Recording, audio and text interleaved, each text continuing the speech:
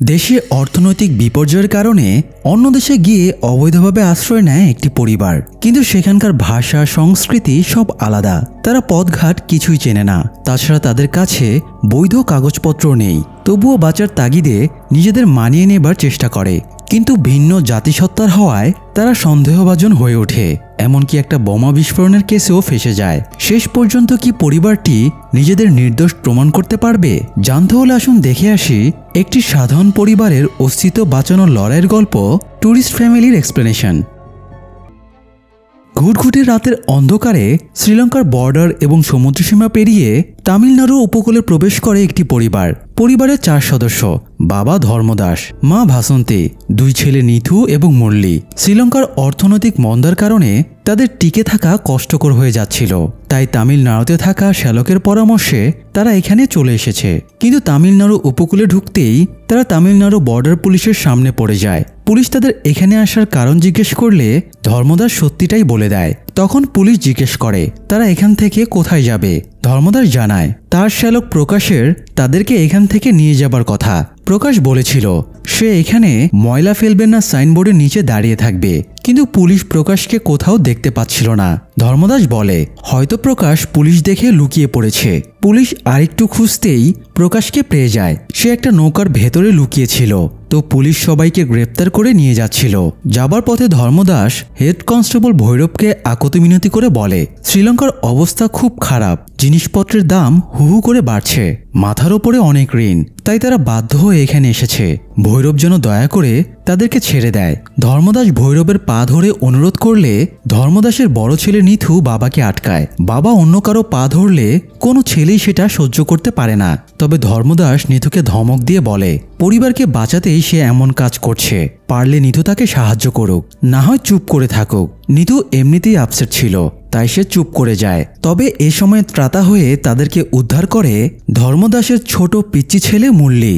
মুরলী তার ব্যাগ থেকে একটা কুকুর বের করে ভৈরবকে দেখিয়ে বলে কুকুরটার নাম জেনি। 2 বছর আগে তার জন্মদিনে বাবা কুকুরটা গিফট দিয়েছিল। মুরলী ভৈরবকে জিজ্ঞেস করে এই কুকুরটা যদি আপনাকে দিয়ে দেই তাহলে আপনি কি এটার যত্ন নিয়ে ঠিকঠাক মতো খাওয়াবেন? ভৈরব বিরক্ত হয়ে জিজ্ঞেস করে খামোখা তোমার কুকুর আমি কেন নিতে যাব? মুরলী বলে আপনি তো আমাদের শ্রীলঙ্কায় ফেরত পাঠিয়ে দেবেন।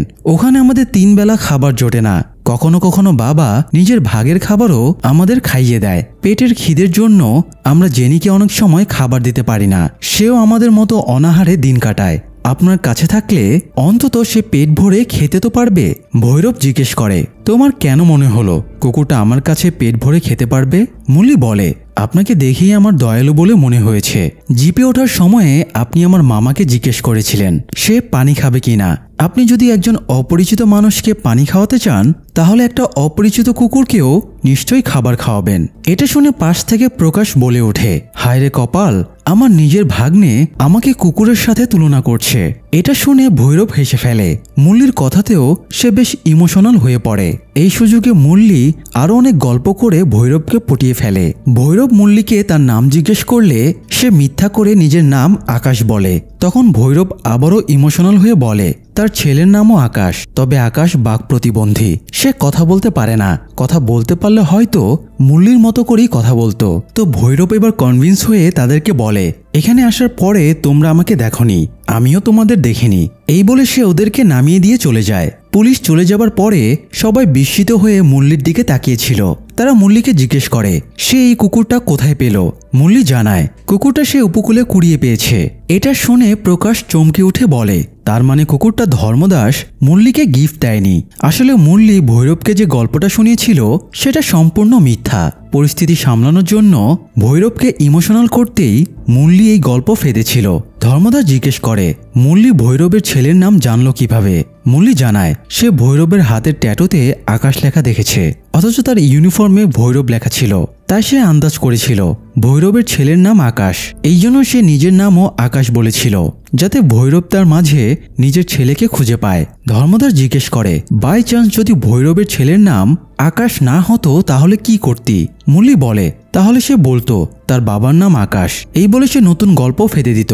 এইটুকু ছেলের এত বুদ্ধি দেখে সবাই বিস্মিত হয়ে যায়। যাই হোক, একটু পরে প্রকাশ তাদেরকে নতুন ঠিকানা নিয়ে যায়। যাবার জন্য তারা একটা গাড়ি ভাড়া করে। ধর্মদাস খুব সরল একজন মানুষ ছিল।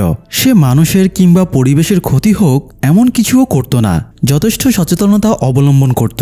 যাবার পথে খাবার খাওয়ার পরে সে ময়লাগুলো একটা ব্যাগে ভরে গাড়ি থামিয়ে ময়লাগুলো রাস্তার পাশের একটা ডাস্টবিনে ফেলে যায়। অন্য কেউ হলে তো ময়লাগুলো রাস্তাতেই ফেলতে ফেলতে চলে যেত। আবার রাস্তার পাশে ফুটপাতে একটা ছেলেকে পড়ে থাকতে দেখে ধর্মদাস আবারও নেমে আসে। ধর্মদাসের ছেলেটাকে দেখে খুব খারাপ লাগে। প্রকাশ বলে, এই ছেলেটা মদ খেয়ে এখানে মাতাল হয়ে পড়ে আছে, এটাও রোজকার রুটিন, ওকে দয়া দেখানোর কিছুই নেই। তবু ধর্মদাস প্রকাশকে দিয়ে অ্যাম্বুলেন্সে ফোন করে ছেলেটাকে হাসপাতালে নিয়ে যাবার ব্যবস্থা করে। ঠিক এই জায়গাতেই ধর্মদাস অন্যদের চেয়ে এক্সেপশনাল। যাই হোক, প্রকাশ তাদেরকে তামিলনাড়ুর কেশবনগর কলোনিতে নিয়ে আসে। এখানে সে তাদের জন্য একটা বাড়ি ভাড়া করেছে। প্রকাশ সতর্ক করে দিয়ে বলে, এই কলোনিটা অনেক বড়, তবে এখানকার মানুষেরা কেউ মিশুক না, তাই এদের থেকে ভাসন্তীকে দূরে দূরে থাকতে বলে। পাশাপাশি প্রকাশ এই বাড়িওয়ালার ব্যাপারেও কিছুটা ধারণা দেয়। প্রকাশ বেশ কয়েকবার এখানে এসেছে, প্রতিবারই তার বাড়িওয়ালার বউ এবং মেয়ের সাথে দেখা হয়েছে। বাড়িওয়ালার সাথে তার এখনও দেখা হয়নি। এছাড়া বাড়িওয়ালির স্বামী কি করে এই ব্যাপারও সে যতবার জানার চেষ্টা করেছে, প্রতিবারই কোনো না কোনো ঝামেলায় কথাটা আর শোনা হয়নি। তো এরপরে তারা বাড়ির ভেতরে ঢোকার সিদ্ধান্ত নেয়। তারা গেট দিয়ে ভেতরে ঢুকছিল, তখন পেছন থেকে একজন বৃদ্ধা মহিলা সৃজা ডাক দিয়ে জিজ্ঞেস করে তারা এখানকার নতুন প্রতিবেশী কিনা। সৃজার ভাসন্তী ভাব জমানোর চেষ্টা করছিল, কিন্তু সৃজার স্বামী শেখর বিরক্ত হয়ে অফিসের কথা বলে তাকে নিয়ে চলে যায়। এরপরে তারা বাড়ির ভেতরে ঢোকে। তাদের বাড়িওয়ালার স্ত্রীর সাথে পরিচয় হয়। মহিলা যথেষ্ট ভালো মানুষ। একটু পরে তাদের বাড়িওয়ালার সাথেও দেখা হয়, তবে বাড়িওয়ালাকে দেখা মাত্রই ওরা থ মেরে যায়, কারণ বাড়িওয়ালা পুলিশের চাকরি করত। মানে বাঘের ভয়ে পালাতে গিয়ে ওরা এখন বাঘের ডেরাতেই ঢুকে পড়েছে। তো বাড়িওয়ালা ইন্সপেক্টর রাঘবান ধর্মদাসের সামনে গিয়ে হাত মেলানোর জন্য হাত এগিয়ে দিলে ধর্মদাস সোফাতে বসেই হাত মেলায়। এতে রাঘবান একটু বিরক্ত হয়ে বলে, কেউ দাঁড়িয়ে হাত মেলালে অন্যজনকেও দাঁড়াতে হয়, এই সাধারণ ভদ্রতাটুকু জানেন না? ধর্মদাস একটু লজ্জা পেয়ে বলে, আমি দাঁড়ালে আপনার ঠোঁটে আমার ঠোঁট লেগে যাবে, এই জন্য দাঁড়াচ্ছি না। রাঘবান খেয়াল করে সে একজন ধর্মদাসের গা ঘেঁষে দাঁড়িয়ে আছে, তাই বিব্রত হয়ে সে কয়েক পা সরে দাঁড়ালে ধর্মদাসও এবার উঠে দাঁড়িয়ে মোলাকাত করে। ধর্মদাসের কথায় শ্রীলঙ্কান তামিল ভাষার টান ছিল, তাই তামিলনাড়ুর তামিল ভাষার সাথে অনেকগুলো নেটিভ শব্দই মিলছিল না। তাই রাঘবান সন্দেহবশত তাকে বলে, তুমি তো এখানকার অধিবাসী না, তাহলে তুমি কোথায় থেকে এসেছো? তোমার দেশের বাড়ি কোথায়? এবার সবাই ঘাবড়ে যায়। ধর্মদাস কি উত্তর দেবে ভেবে পাচ্ছিল না। তখন রাঘবান মিসির আলীর মতো ভাব নিয়ে প্রেডিক্ট করে বলে, বুঝতে পেরেছি, তোমরা কেরালা থেকে এসেছো তাই না? রাঘবানের কথা শুনে ওরা একটু স্বস্তি পায় এবং তার সাথে তাল মিলিয়ে মিথ্যা করে বলে ওরা কেরালা থেকে এসেছে। তো রাঘবান আর তাদের সন্দেহ না করে বাড়িতে থাকার অনুমতি দিয়ে বেরিয়ে যায়। প্রকাশ সবাইকে সতর্ক করে দিয়ে বলে, এখন থেকে তারা যেন নিজেদের ভারতীয় বলে পরিচয় দেয়। সে সবার জন্য ভারতীয় আইডেন্টিটির ব্যবস্থা করে দেবে, আর তারা যেন এখানকার নিয়ম কানুন এবং লোকাল ভাষা শিখে নেয়। আর এদের লোকাল ভাষা রপ্ত করার আগ পর্যন্ত যেন কারোর সাথে তেমন কথাবার্তা না বলে, তা না হলে তাদের ধরা পড়ে যাবার চান্স থাকবে। সবকিছু বুঝিয়ে দিয়ে প্রকাশ চলে গেলে ধর্মদাসের পরিবার ঘরটর গোছানো শুরু করে।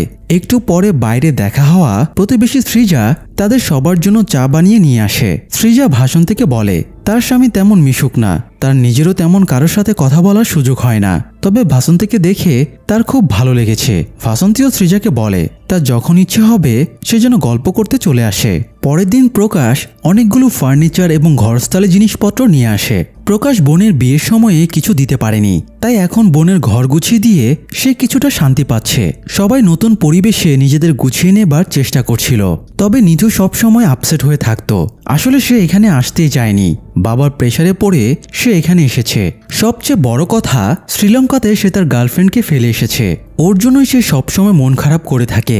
এদিকে ধর্মদাস একটা কাজ খোঁজার চেষ্টা করছিল, কিন্তু তেমন কোনো কাজ পাচ্ছিল না, তাই জীবিকার জন্য বাধ্য হয়ে সে স্ত্রীর একজোড়া চুড়ি বিক্রি করে দেয়। মন খারাপ করে ধর্মদাস বাসায় ফিরে সিঁড়ি দিয়ে উঠতে গিয়েই কুকুরের মলে পা পড়ে যায়। এতে সে বিরক্ত হয়ে মুরলিকে ডেকে বলে সে কুকুরটাকে বাইরে ফেলে আসতে বলেছিল, তবু কুকুরটা এখনো বাড়িতে আছে কেন?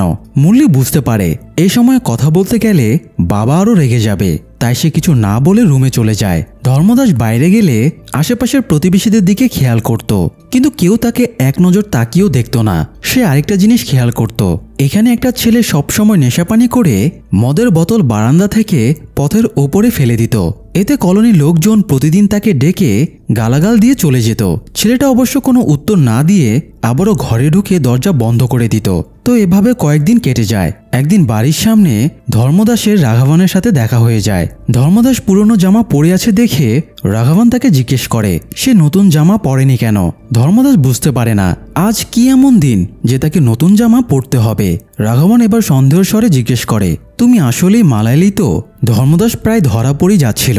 তখনই সেখানে মিষ্টি নিয়ে মুরলি চলে আসে এবং রাঘবানকে উইশ করে হ্যাপি ওনাম বলে।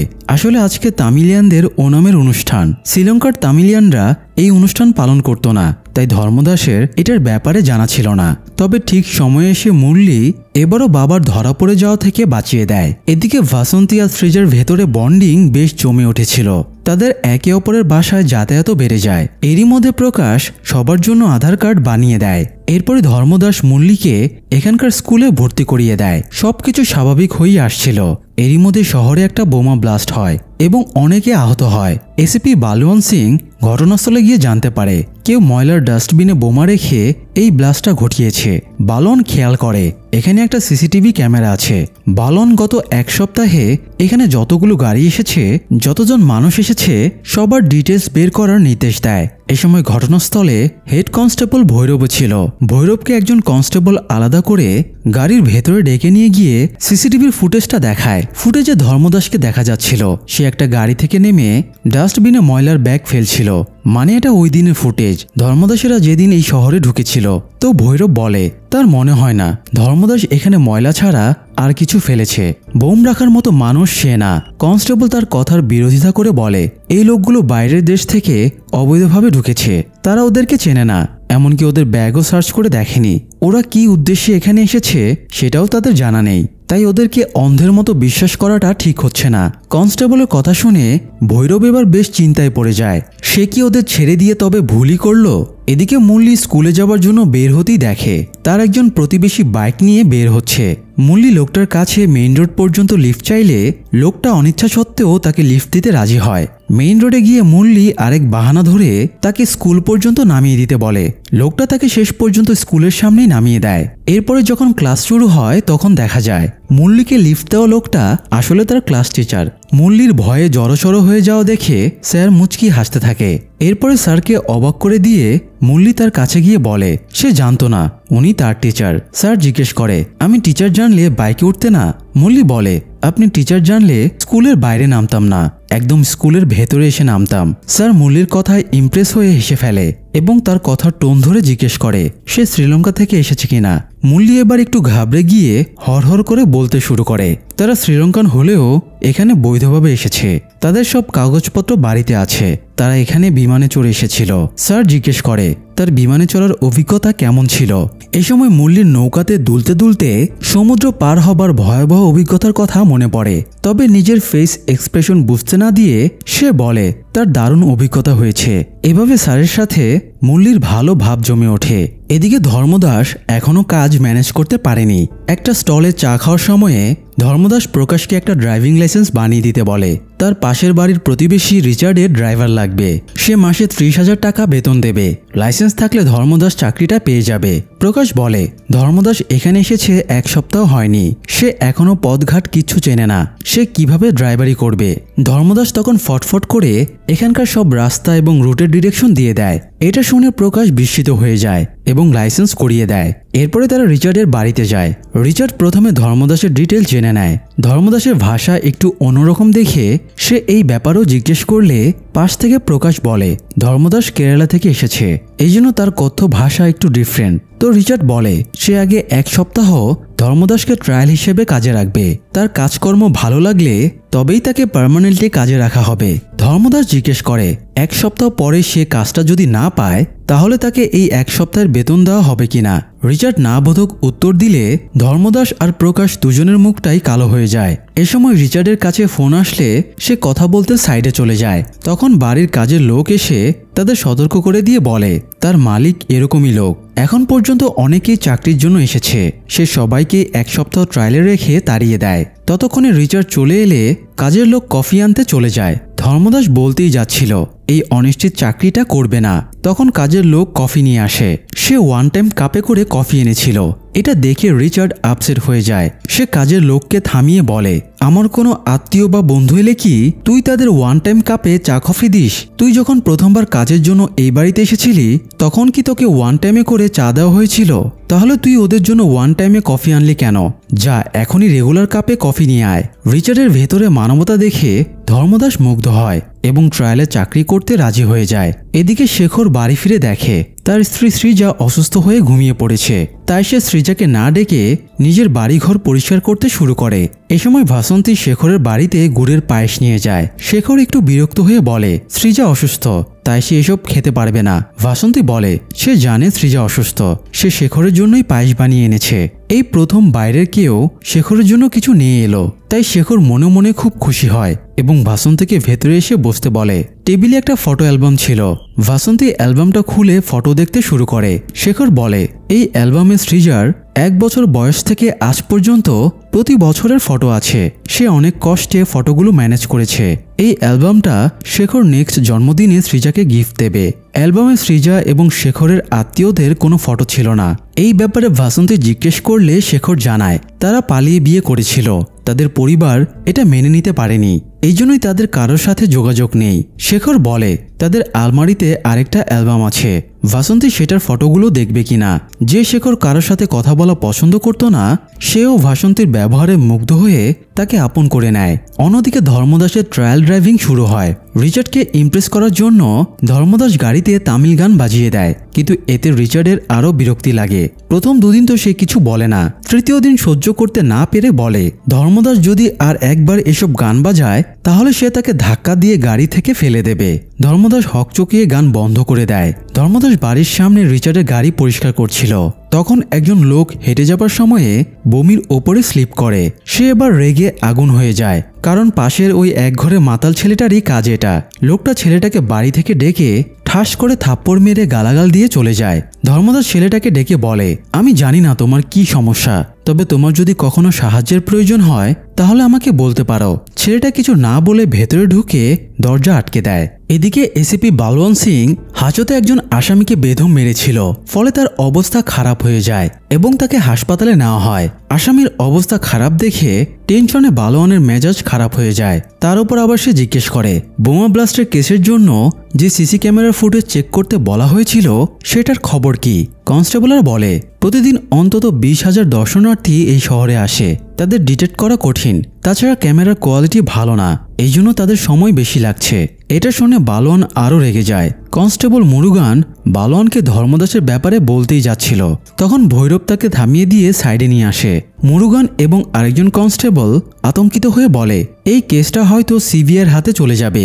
তখন ওরা ফুটেজ দেখলে তথ্য গোপন করায় তারাও বিপদে পড়ে যাবে, তাই তারা বালওয়ানকে সত্যিটা বলে দিতে চায়। কিন্তু ভৈরব তাদের আপাতত ম্যানেজ করে সামলে নেয়। অন্যদিকে নিথু এখনও তার গার্লফ্রেন্ডের সাথে যোগাযোগের চেষ্টা করছিল, কিন্তু সে কোনো রিপ্লাই দিচ্ছিল না। তাই আপসেট হয়ে নিথু ছাদে বসেছিল। তখন কেউ একজন চুপি চুপি ছাদ বেয়ে উঠে আসছিল। নিথু দ্রুত তাকে ধরে ফেলে এবং চিৎকার দিয়ে বাকিদের অ্যালার্ট করে। তখন ধর্মদাসের এবং বাড়িওয়ালার পরিবারের সবাই ছাদে উঠে আসে। ধর্মদাস রাঘবনকে বলে স্যার চোর এসেছে, তাড়াতাড়ি পুলিশ ডাকেন। রাঘবন পুলিশ ডাকতে দৌড় দিচ্ছিল। তখন তার স্ত্রী ডাক দিয়ে বলে বলদের ঘরে বলদ, তুমি নিজেই তো পুলিশ। রাঘবন সেন্স ফিরে পেয়ে চোরটার কাছে এসে ঠাস করে চর মেরে জিজ্ঞেস করে সে এখানে কেন এসেছে। ছেলেটা কিছু বলে না, শুধু রাঘবনের মেয়ে কুড়ালের দিকে তাকিয়ে থাকে। রাঘবন বলে এ মুখ খুলবে না, তাই সে নিথুকে ছেলেটার ফোন বের করে লাস্ট নম্বরটাতে ফোন করতে বলে। নিথু লাস্ট নম্বরটা চেক করে দেখে ওইটা বউ নামে সেভ করা। নিথু নম্বরটাতে ফোন দিচ্ছিল, তখন ভয়ে কুড়াল নিজের ফোনটা সাইলেন্ট করে ফেলে। তবে তাকে বিস্মিত করে ফোনটা অন্য একটা মেয়ে রিসিভ করে বেবি বলে সম্বোধন করে। রাঘবন মেয়েটার পরিচয় জিজ্ঞেস করলে মেয়েটাও হকচকিয়ে যায়। তখন কুড়াল বাবার হাত থেকে ফোনটা কেড়ে নিয়ে জিজ্ঞেস করে তুমি কি হরিণী? মেয়েটা হ্যাঁ উত্তর দিলে কুড়াল রেগে আগুন হয়ে যায় এবং ছেলেটাকে থাপ্পড় দিয়ে বলে বদমাস, তুই আমার বান্ধবীর সাথে প্রেম করে আবার আমাকেও ঠকালি। একটু আগে তো আমার সাথে ফোনে কথা বলছিলি। কুড়াল বাবার দিকে তাকিয়ে বলে ছেলেটা কোনো চোর না, ছেলেটা তার বয়ফ্রেন্ড। দেখা করার জন্য কুড়ালই ছেলেটাকে এখানে ডেকেছিল। এই বলে কুড়াল চলে যায়। আর মেয়ের কথা শুনে রাঘবন বিচলিত হয়ে আনোয়ার হোসেনের মতো আমেনার মা চিৎকার করে বুকের বাম পাশে চেপে ধরে। স্ত্রী তাকে বলে নাটক কম করো প্রিয়, এই বলে সে তাকে রুমে নিয়ে চলে যায়। সেই সাথে সিচুয়েশনটাও আপাতত শান্ত হয়ে যায়। পরের দিন ধর্মদাস ডিউটিতে বের হচ্ছিল আর ভাসন্তী তাকে টিফিন দিচ্ছিল। এই সময় সৃজা এসে কাঁদতে কাঁদতে বিচলিত হয়ে বলে প্রতিদিন শেখর আগে ঘুম থেকে ওঠে, তারপরে তাকে ডেকে তোলে, কিন্তু আজ শেখর এখনো ঘুম থেকে ওঠেনি। সৃজা তাকে ডাকতে ভয় পাচ্ছিল এটা ভেবে যে ডাকার পরও যদি শেখরের ঘুম না ভাঙে, তাই সে ভাসন্তীকে একটু শেখরের কাছে গিয়ে ডাক দিতে বলে। তো ভাসন্তী আর ধর্মদাস রুমে গিয়ে শেখরকে ডাক দিতেই সে উঠে পড়ে এবং তারা এখানে কেন জিজ্ঞেস করে। তারা কারণটা জানালে শেখর একটু হেসে ফেলে। এরপর সে ড্রয়িং রুমে সৃজার কাছে এসে দেখে সৃজা সোফার ওপরে অদ্ভুতভাবে নিথর হয়ে শুয়ে আছে। এটা দেখে শেখরের বুকের ভেতরে কেঁপে ওঠে। সে সৃজার কাছে এসে তাকে ডাক দেয়, কিন্তু সে চোখ খোলে না। স্বামী মরে গেছে কিনা সেই আতঙ্কে সৃজা নিজেই হার্ট অ্যাটাক করে মরে গেছে। সৃজা এবং শেখর তাদের একে অপরের দুনিয়া বলতে তারা নিজেরাই ছিল।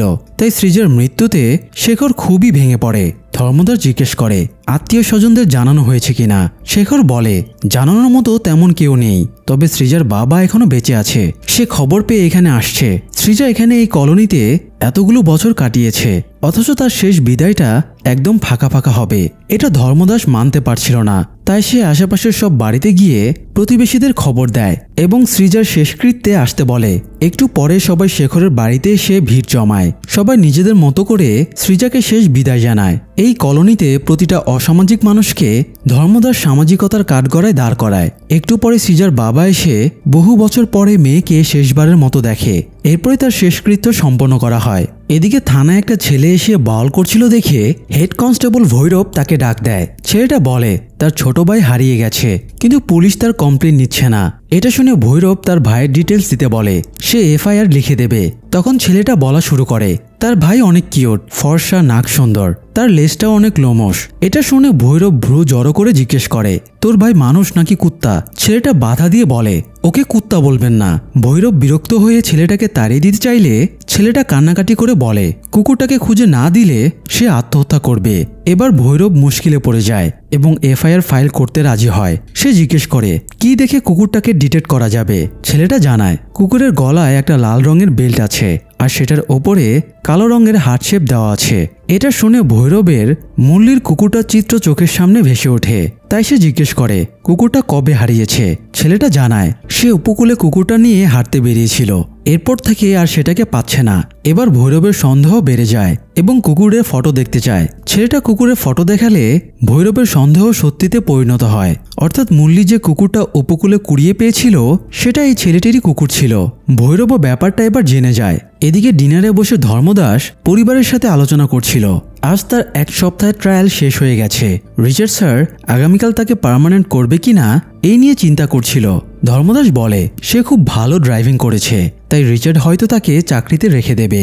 এরপর থেকে তাদের আর কোনো ঝামেলা থাকবে না। তখনই কুকুরটা ঘেউ ঘেউ করতে শুরু করে এবং বুঝিয়ে দেয় ঝামেলা অলরেডি তাদের সামনে বসে আছে। অন্যদিকে ভৈরবকে মিথ্যা বলে মুরলি বোকা বানিয়েছে। এটা ভৈরব মানতে পারছিল না। সে এই দুঃখে মদ খেয়ে মাতলামি শুরু করে, সেই সাথে জেদ ধরে সে ধর্মদাসের পরিবারকে এবার ছাড়বে না। যাই হোক, রাতে নিতু গান শুনতে শুনতে ছাদে গিয়ে দেখে কুড়াল বসে আছে। কুড়ালকে দেখে সে নেমে যাচ্ছিল। তখন কুড়াল তাকে ডাক দিলে সে কুড়ালের পাশে গিয়ে বসে। নিতু সেদিনের জন্য কুড়ালের কাছে ক্ষমা চায়, সেই সাথে এটাও বলে এক অর্থে সে কুড়ালের উপকার করেছে, তার জন্য এই বদমাসটার আসল চেহারা ধরা পড়েছে। কুড়াল বলে সে ওর জন্য আপসেট না, তবে কুড়ালের এই জন্য আপসেট লাগছিল সে বদমাসটার জন্য নিজের লন্ডনে স্কলারশিপ ক্যান্সেল করেছে। কুড়াল লন্ডনে স্কলারশিপ পেয়েছিল, তখন ওর বয়ফ্রেন্ড ইমোশনাল হয়ে বলেছিল বিদেশ যাচ্ছ, যাও, যখন আর থাকতে পারবো না তখন আমি 7 সমুদ্র পার হয়ে তোমার কাছে যাব। তার এই কথাতে কুড়ালও ইমোশনাল হয়ে যায় এবং লন্ডনে যাবার সিদ্ধান্ত ক্যান্সেল করে দেয়। অথচ সবটাই ওর ছলনা ছিল। কুড়াল বন্ধুত্বের জন্য নিথুর দিকে হাত বাড়িয়ে দিলে নিথু আতকে উঠে বলে তার গার্লফ্রেন্ড আছে। কুড়াল বিরক্ত হয়ে বলে সে শুধু বন্ধুত্বের জন্যই হাত বাড়াচ্ছে। এরপরে কুড়াল নিথুকে তার গার্লফ্রেন্ডের ব্যাপারে জিজ্ঞেস করলে নিথু সত্যিটাই বলে দেয় যে তারা শ্রীলঙ্কায় থাকে, তার গার্লফ্রেন্ডও সেখানেই আছে, আর তারা এখানে কিভাবে এসেছে সেটাও কুড়ালকে বলে দেয়। কুড়াল সব শুনে বিস্মিত হয়ে জিজ্ঞেস করে আমাকে সব সত্যি কেন বললে। নিথু বলে কুড়ালকে দেখে মনে হয়েছে সে এগুলো আর কাউকে বলবে না, এই জন্যই সে বিশ্বাস করে বলেছে। কুড়ালও প্রতিশ্রুতি দেয় সে কাউকে এগুলো বলবে না। পরের দিন ধর্মদাস রিচার্ড স্যারের বাড়ি গিয়ে একদম শক খেয়ে যায়। রিচার্ড ধর্মদাসের স্বপ্ন ভেঙে দিয়ে জানায় তাকে পার্মানেন্ট করা হবে না। ধর্মদাস জানতে চায় ঠিক কী কারণে তাকে বাদ দেওয়া হচ্ছে। রিচার্ড কোনো এক্সপ্লেনেশন দিতে না চাইলে ধর্মদাস এবার রেগে যায় এবং রিচার্ডকে উল্টোপাল্টা কথা শুনিয়ে দিয়ে চলে যায়। রাগে গজগজ করতে করতে ধর্মদাস বাড়ি ফিরছিল। সিঁড়ির কাছে এসে সে আবারও কুকুরের মলে পা দিয়ে ফেলে, তাই সে এবার কুকুরটা বাইরে ফেলে দিতে নিয়ে চলে যায়। একটু পরে ধর্মদাসের বাসায় কুড়াল এবং তার মা আসে। কুড়ালের মা এবং বাবা বাইরে পার্টিতে যাচ্ছিল, তাদের আসতে রাত হবে, এই জন্য কুড়ালকে তারা ভাসন্তীর কাছে রেখে যায়। ভাসন্তী কুড়ালের ভালোভাবেই দেখভাল করছিল, পাশাপাশি সে বেশ টেনশনও করছিল, কারণ অনেকবার ফোন দেওয়ার পরেও সে ধর্মদাসের ফোন বন্ধ পাচ্ছিল। রাতে ধর্মদাস মদ খেয়ে মাতাল হয়ে বাড়ি ফেরে। ধর্মদাস মদ খেয়ে এসেছে, তাই ভাসন্তী আপসেট হয়ে তাকে বলে, তুমি আমাদের কাছে কসম খেয়েছিলে কখনো মদ খাবে না, তবুও মদ খেয়ে বাড়ি আসছো। ধর্মদাস বলে রিচার্ড তাকে চাকরি থেকে বের করে দিয়েছে, এই দুঃখে সে মদ খেয়ে এসেছে। এই বলে ধর্মদাস খাবারের প্লেট নিয়ে টেবিলে বসে পড়ে। তখন মনমরা হয়ে মুরলী ধর্মদাসের সামনে আসলে সে বলে, তোর কুকুরটাকে আমি বাইরে ফেলে এসেছি, তাই ঘ্যান ঘ্যান করে আমার মাথা খারাপ করিস না। মুরলী তো চুপ করে যায়, তবে নিথু এবার খেপে গিয়ে বলে, তুমি কার অনুমতি নিয়ে কুকুরটাকে বাইরে ফেলে এসেছো? কুকুরটা মুরলী নিয়ে এসেছে, সেই কুকুরটাকে খাইয়ে যত্ন নিয়ে পালন করছে, তাই কিছু করার আগে তোমার ওর অনুমতি নেওয়া উচিত ছিল। ধর্মদাস বলে, এটা মুরলীর কুকুর, তাই সমস্যা থাকলে সে কথা বলবে, নিথুর এত মাতব্বরি করার দরকার নেই। নিথু তখন বলে, কেউ চুপ করে আছে তার মানে এই না যে তার কোনো সমস্যা নেই, অনেক সময় সম্মান দিয়েও মানুষ চুপ করে থাকে, যেমনটা আমি। এটা শুনে ধর্মদাস খাবারের প্লেটটা ছুঁড়ে মারে এবং নিথুর সাথে তর্কাতর্কি শুরু করে। নিথুও বলে, তুমি একজন স্বার্থপর মানুষ, বাড়িঘর তো মা পরিষ্কার করে, মায়ের কষ্টের কথা ভাবলে তুমি খাবার ফেলে ঘর নোংরা করতে না। এটা শুনে ধর্মদাস হাইপার হয়ে যায়, সে খামছে খামছে মেঝে থেকে খাবার তুলতে শুরু করে। ভাসন্তী বাধা দিলে ধর্মদাস চিৎকার চেঁচামেচি করে বলে, আমাকে কাজ করতে দাও। সবার ধারণা আমার কারোর জন্য চিন্তা নেই, আমার বড় ছেলে, বউ, ছোট ছেলে, কারোর জন্য চিন্তা নেই। কথাটা বলতেই তার কুড়ালের দিকে চোখ পড়ে এবং বলে, কি আশ্চর্য, আমার একজন মেয়েও আছে নাকি?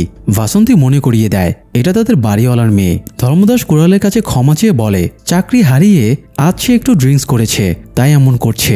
নিথু বাবাকে এসব ড্রামা বন্ধ করতে বললে ধর্মদাস আবারও হাইপার হয়ে যায় এবং রেগে গিয়ে বলে, আমি কি কম ঠেলায় নিজের দেশ ছেড়ে পালিয়ে এসেছি? এখানে আসার পরে তুই একদিনও আমার সাথে কথা বলিসনি, তুই তোর গার্লফ্রেন্ডকে হারানোর জন্য আমাকে দায়ী করিস। আমরা যদি তোকে একা শ্রীলঙ্কায় ফেলে আসতাম, তুই কি আমাদের ছাড়া ভালো থাকতি?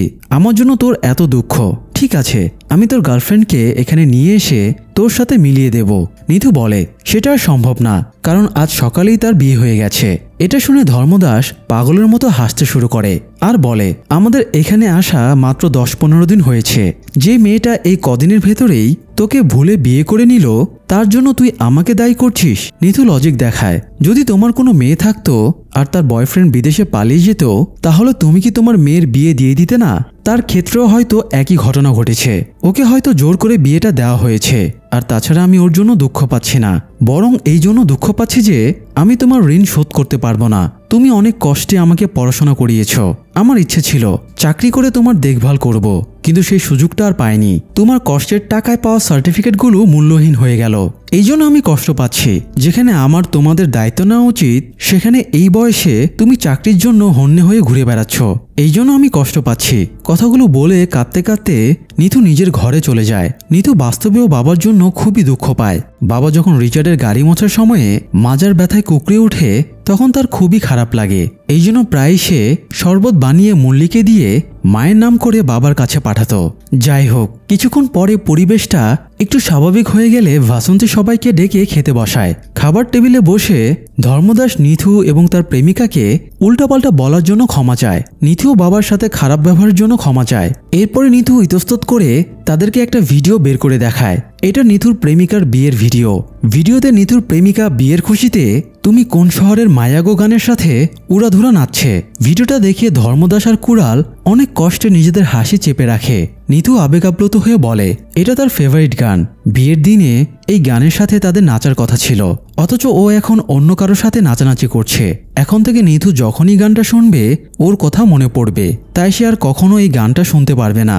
কথাটা বলে শেষ না হতেই গানটা বেজে ওঠে আর দেখা যায় গানের সাথে সাথে মুরলী উড়াধুরা নাচতে শুরু করেছে। মুহূর্তেই পুরো ঘরের মোমেন্টাম চেঞ্জ হয়ে যায়। মুরলীর নাচের স্টাইল আর কাণ্ডকারখানা দেখে কেউই আর মন খারাপ করে থাকতে পারে না। একটু পরে ধর্মদাস আর নিথুও মুরলির সাথে যোগ দিয়ে উড়াধুরা নাচতে শুরু করে। সেই সাথে পারিবারিক ঝামেলা দুঃখ কষ্টও দূর হয়ে যায়। কিন্তু তাদের জন্য আরো বড় একটা বিপদ ধেয়ে আসছিল। ভৈরব এসিপি বালোয়ানকে এবার ধর্মদাসের পরিবারের ব্যাপারে জানিয়ে দেয়। এতদিন কথাটা গোপন রাখায় এসিপি ভৈরবকে কয়েকটা থাপ্পড় মেরে বলে সে যেন দ্রুত ধর্মদাসের ফ্যামিলিকে খুঁজে বের করে, না হলে সে ভৈরবকেই ওই বোমা ব্লাস্টের কেসে ফাঁসিয়ে দেবে। এদিকে ধর্মদাস পরের দিন সকালে রিচার্ডের কাছে গতদিনের ব্যবহারের জন্য ক্ষমা চাইতে যায়। ধর্মদাস শিওর ছিল চাকরিটা সে পাবেই, কিন্তু রিচার্ড না করে দেওয়ায় সে ফ্রাস্ট্রেটেড হয়ে এরকম ব্যবহার করে ফেলেছে। ধর্মদাস ক্ষমা চেয়ে চলে যাবার সময়ে রিচার্ডকে নিজের আসল শ্রীলঙ্কান আইডেন্টিটিটাও বলে দেয়। এই কথাটা স্বীকার করা মাত্রই রিচার্ড তাকে গাড়ির চাবিটা দিয়ে দেয়। আসলে রিচার্ড প্রথম দিনেই বুঝতে পেরেছিল ধর্মদাস শ্রীলঙ্কান। রিচার্ড এই এক সপ্তাহ ধর্মদাসের ড্রাইভিং টেস্ট নেয়নি, বরং তার সততা এবং সত্যবাদিতার পরীক্ষা নিয়েছে। চাকরিটা পেয়ে ধর্মদাস আনন্দের রিচার্ডকে জড়িয়ে ধরতে যাচ্ছিল, তাই রিচার্ড বিচলিত হয়ে দরজা বন্ধ করে দেয়। এর খানিক পরেই সে দরজা খুলে ধর্মদাসকে 1 মাসের অ্যাডভান্স টাকা দিয়ে বাড়ির জন্য কিছু কিনে নিয়ে যেতে বলে। এবার ধর্মদাসের আনন্দ বাদছাড়া হয়ে পড়ে এবং সে রিচার্ডকে জড়িয়ে ধরে। এরপর থেকে ধর্মদাসের পরিবারটা সচ্ছলতার মুখ দেখতে শুরু করে। তাদের সবকিছুই স্বাভাবিকভাবে চলছিল। একদিন কলোনির একটা বাচ্চার জন্মদিনে সবাই এক জায়গায় জড়ো হয়। সেখানে ধর্মদাস নিজে থেকেই সবাইকে বলে দেয় সে এখানে শ্রীলঙ্কা থেকে এসেছে। সে কোন বিপদে পড়ে এখানে এসেছে সেটাও সবাইকে বলে। তবে কেউই তার ওপরে নারাজ হয় না, বরং তার সত্যবাদিতা এবং সরলতা দেখে সবাই তাকে আরো আপন করে নেয়। সবকিছুর পাশাপাশি এবার নিথু আর কুড়ালের সম্পর্কটাও ঘনিষ্ঠ হয়ে যায়। তারা একে অপরের প্রেমে পড়ে যায়। তাদের হাবভাবে কুড়ালের বাবা রাঘবান অবশ্য ব্যাপারটা বুঝতে পেরেছিল, তবে সে ওদের কিছুই বলে না। তো এক রাতে মনের আনন্দের আবেগে ধর্মদাস পরিবারের সাথে গল্প করার সময় বলছিল আমার জীবনে কোনো অপূর্ণতা নেই, 3 বেলা পেট ভরে খেতে পারছি, সুন্দর সংসারে 2 ভালো ছেলে আর সুন্দরী বউ আছে, আর কি চাই। কথাটা বলেই সে স্ত্রীর দিকে একটু অন্যভাবে তাকায় এবং ঘুম পাচ্ছে বলে তাকে ঘরে ডাকে। তখন নিথু বাবাকে থামিয়ে আজকে তার সাথে শুতে বলে, কারণ অনেক বছর আগে একবার বাবা এরকমই খুশি হয়েছিল। এর 9 মাস পরেই মুরলির জন্ম হয়। ধর্মদাস বিব্রত হয়ে বলে লজ্জা শরম কি দুনিয়া থেকে উঠে গেল নাকি? এই বলে সে ঘরে চলে যায়। যাই হোক, ধর্মদাস ক্রমশই পুরো কলোনির মধ্যবনী হয়ে যায়। তার সরলতার জন্য সব বয়সের সবাই তাকে পছন্দ করত। পথে দেখা হলে কেউ তার সাথে কথা না বলে যেত না। ধর্মদাস এখানে আসার পরে মনে পাথর চেপে স্ত্রীর চুড়ি বিক্রি করে দিয়েছিল, তাই সে স্যালারি পেয়ে স্ত্রীকে নতুন সোনার চুড়ি কিনে এনে দেয়। এরই মধ্যে রিচার্ড স্যার নিথুর জন্য একটা চাকরির ব্যবস্থা করে দেয়। কিছুদিন পরে কলোনির বার্ষিক অনুষ্ঠানে গিয়ে নিথু আর কুড়াল পাশাপাশি বসেছিল। নিথু কুড়ালকে নেক্সট প্ল্যান জিজ্ঞেস করলে কুড়াল জানায় সে পোস্ট গ্র্যাজুয়েশনের জন্য লন্ডন যাবে। নিথু মনে মনে আপসেট হলেও মুখে হাসি ফুটিয়ে বলে আমি তোমার বয়ফ্রেন্ড হলে হয়তো তোমার প্রাক্তনের মতো করে বলতাম আমি 7 সমুদ্র পার হয়ে তোমার কাছে যাব। কুড়াল বলে তোমার মিথ্যে করে এমনটা বলার প্রয়োজন নেই, কারণ সমুদ্র পার হয়েই তুমি আমার কাছে এসেছ। কথাটা শুনে নিথু চমকে ওঠে এবং কুড়ালেরও সম্মতি পেয়ে যায়। এদিকে পুলিশ সিসি ক্যামেরা মনিটরিং করছিল। ধর্মদাস যে গাড়িতে করে এসেছিল পুলিশ সেই গাড়িটা ট্র্যাক করে ড্রাইভারকে ধরে তার কাছে জেনে নেয় সে ধর্মদাসের পরিবারকে কোথায় নামিয়েছিল। অন্যদিকে কলোনির সবাই সৃজার স্মৃতিচারণের জন্য চার্চে জড়ো হয়েছিল। সবার সৃজার স্মরণে বক্তৃতা দেওয়া শেষ হলে কলোনির মাতাল একঘরে ছেলেটা স্টেজে ওঠে। তাকে দেখে কলোনির সবাই ক্ষেপে যায় এবং ঝামেলা না করে বের হয়ে যেতে বলে। তবে ছেলেটা শান্তভাবে বলে সে কোনো ঝামেলা করতে আসেনি, আজকে সে বিদেশে নতুন জীবনের উদ্দেশ্যে চলে যাচ্ছে। এটা শুনে সবাই খুব খুশি হয় আর এর জ্বালাতন সহ্য করা লাগবে না। ছেলেটা বলে আমি রোজ ড্রিঙ্ক করে মাতাল হয়ে থাকতাম, আপনারা সবাই আমাকে গালাগালি করতেন, কিন্তু একবারও কি কেউ জানার চেষ্টা করেছেন আমি কেন এরকম করতাম? কিসের এত দুঃখ আমার? আমি ছোটবেলা থেকে এই কলোনিতে বড় হয়েছি। আমার পুরো দুনিয়া বলে একজনই ছিল, আমার মা। মা দীর্ঘদিন অসুস্থ ছিল। সময়ের সাথে সাথে তার অসুস্থতা বাড়তে থাকে। এরই মধ্যে মায়ের ভুলে যাওয়া রোগ হয়। ভুলে যেতে যেতে একদিন মা আমাকেও ভুলে যায়। যখন নিজের মা জিজ্ঞেস করে তুমি কে, তখন কেমন ফিলিংস হয় আপনারা কি জানেন? এভাবে 6 মাস পরে মা মারা যায়। আপনারা পাশাপাশি থাকার পরেও এটাও জানেন না আমার মা মরে গেছে। মা মরে যাওয়ায় আমি একা হয়ে যাই, তাই কষ্ট ভুলে থাকতে ড্রিঙ্কস করতাম। এরপরে ছেলেটা ধর্মদাসকে দেখিয়ে বলে এই লোকটা আমার জীবন পাল্টে দিয়েছে। আমি ফ্রাস্ট্রেটেড হয়ে একবার আত্মহত্যার চেষ্টা করেছিলাম, মদের সাথে বিষ খেয়ে রাস্তার পাশে পড়েছিলাম। তখন এত কষ্ট হচ্ছিল যে শুধু মনে হচ্ছিল কেউ একজন আমাকে বাঁচাক। কিন্তু সবাই আমাকে পা মারিয়ে চলে গেলেও কেউ বাঁচাতে এগিয়ে আসছিল না। তখন ধর্মদাস দেবদূত হয়ে আমার কাছে এগিয়ে আসে এবং অ্যাম্বুলেন্স ডেকে আমাকে বাঁচায়। মানে ধর্মদাস এই শহরে ঢোকার পরে রাস্তার পাশে পড়ে থাকতে দেখে যে মানুষটাকে বাঁচিয়েছিল সে এই ছেলেটিই ছিল। তো ছেলেটি সব শেষে বলে মায়ের পরে প্রথমবারের মতো এই ধর্মদাসী তাকে জিজ্ঞেস করেছিল সে খেয়েছে কিনা।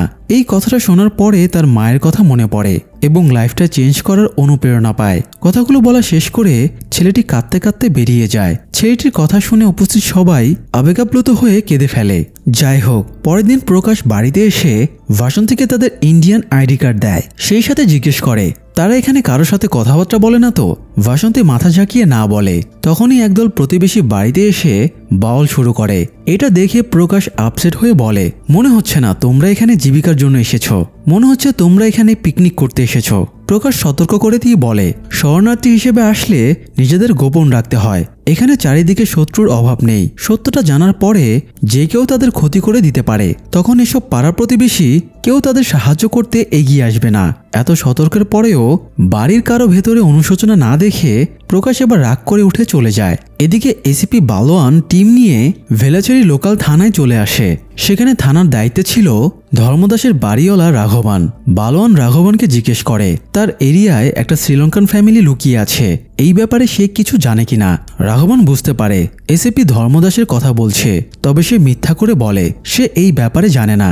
বালোয়ান বলে রামেশ্বরণে বোমা ব্লাস্টের পরে ফ্যামিলিটা ওই এলাকায় লুকিয়ে পড়েছে, তাই ওদের ধরার জন্য সে পুরো এলাকা সার্চ করার নির্দেশ দেয়। এরপরে বালোয়ান পুরো ফোর্স নিয়ে কলোনিতে যায়। একসাথে এতগুলো পুলিশ দেখে কলোনির সবাই ঘাবড়ে যায়। এসিপির নির্দেশে কনস্টেবল ভাস্কর মাইকে ঘোষণা দেয় এই কলোনিতে একটা শ্রীলঙ্কান সন্ত্রাসী পরিবার লুকিয়ে আছে। তারা যদি আত্মসমর্পণ করে বা কেউ যদি তাদেরকে ধরিয়ে দেয় তাহলে পুলিশ কাউকে আর কোনো রকম বিরক্ত করবে না, তা না হলে পুলিশ সবার বাড়িতে সার্চ করবে। ঘোষণার পরেও কারো কোনো রেসপন্স না পাওয়ায় এসিপি বালোয়ান একে একে সবার বাড়ি সার্চ করা শুরু করে। সে সবাইকে জিজ্ঞাসাবাদ করছিল, পাশাপাশি ভৈরবকে জিজ্ঞেস করছিল ওরাই এই লোকগুলো কিনা। এক পর্যায়ে রাঘবানের বাড়ি বাদে সবগুলো বাড়ি সার্চ করা হয়ে যায়। এসিপি মেজাজ খারাপ করে রাঘবানের বাড়িতে ঢুকে ধর্মদাসের বাসায় যায়। সবাই পুলিশ দেখে ভীষণ ঘাবড়েছিল, তবুও সবাই শান্ত থাকার চেষ্টা করে। প্রথমে পরিচয় জিজ্ঞাসার পরে এসিপি জানতে চায় তারা এই বাড়িতে কত বছর ধরে ভাড়া আছে।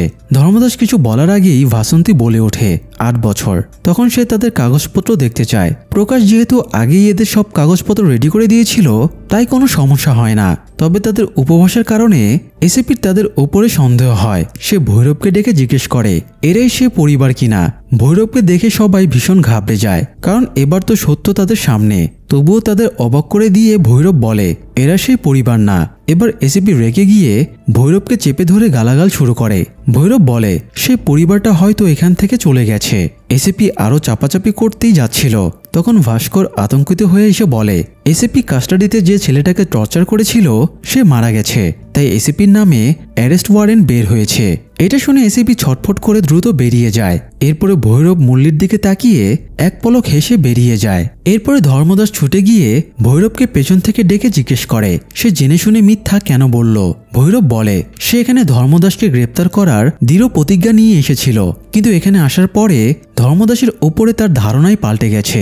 তারা যতগুলো বাড়িতেই সার্চ করতে গেছে প্রতিটা লোকই তাদের সাথে শ্রীলঙ্কান তামিল ভাষায় কথা বলছিল, যাতে তারা আসল ধর্মদাসকে খুঁজে না পায়। তাদের উপভাষায় কথা বলার কারণে এসিপি কনফিউজড হয়ে যাচ্ছিল। এক পর্যায়ে এসিপি তার স্বজাতি একজন পাঞ্জাবি পরিবারকে এখানে পেয়ে যায়। এসিপি খুশিতে লাফিয়ে ওঠে। সে ভেবেছিল এবার এই লোকটা ধর্মদাসকে ধরিয়ে দেবে, কিন্তু সেও শ্রীলঙ্কান তামিল ভাষায় কথা বললে এসিপি এবার রাগে পাগলের মতো হয়ে যায়। ধর্মদাসের ভালো আচরণে শুধু মানুষই না বরং কুকুরটা পর্যন্ত মুগ্ধ। ইভেন মুরলির কুড়িয়ানা কুকুরটাও যথাসাধ্য ধর্মদাসকে প্রোটেক্ট করার চেষ্টা করেছিল। আর এসব দেখে ভৈরবেরও ধর্মদাসের জন্য শ্রদ্ধায় মনটা ভরে যায়। এই জন্যই সে এসিপিকে মিথ্যা বলে ধর্মদাসকে বাঁচিয়েছে। কথা শেষ করে চলে যাবার সময় ভৈরব আরও একবার মাথা ঘুরিয়ে ধর্মদাসকে পেছনে ইঙ্গিত করে বলে কে বলেছে তুমি শরণার্থী। ধর্মদাস পেছনে ঘুরে দাঁড়িয়ে দেখে পুরো কলোনি তার পেছনে দাঁড়িয়ে আছে।